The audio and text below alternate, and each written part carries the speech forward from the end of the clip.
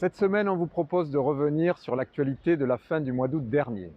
Il y a tout juste un an, c'est ici, à Biarritz, que les chefs d'État et de gouvernement des 7 plus grandes puissances mondiales se sont réunis pour le sommet du G7.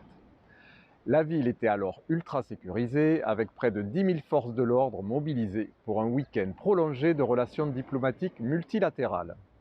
On se souvient qu'Emmanuel Macron et Donald Trump avaient déjeuné en tête-à-tête à l'hôtel du Palais avant l'ouverture du sommet, que le premier dîner s'était tenu au phare de Biarritz et que le lendemain, les conjoints des grands de ce monde avaient visité Espelette et Cambo. La côte basque était loin d'être saturée de touristes comme aujourd'hui, tant le territoire était verrouillé pour limiter les incidents. De ce point de vue d'ailleurs, l'événement fut une réussite avec un contre-sommet maîtrisé à Hendaye et une manifestation anti-G7 bon enfant à Bayonne.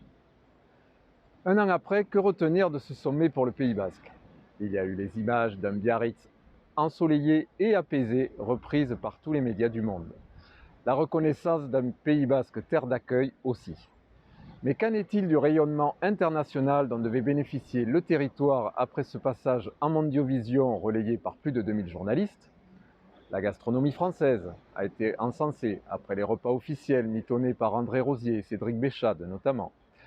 Les produits du terroir et les savoir-faire de Nouvelle-Aquitaine en matière économique et environnementale aussi. Aujourd'hui, malheureusement, l'explosion du Covid a jeté un voile provisoire, on l'espère, sur les espoirs de ces retombées. Il faudra patienter encore pour voir si l'économie du Pays basque bénéficiera d'une nouvelle clientèle internationale grâce au G7. En attendant, les touristes français ont trouvé leur repère cet été sur le littoral comme à l'intérieur des terres. Ils profitent des derniers jours de vacances avec une rentrée incertaine et des protocoles sanitaires encore flous.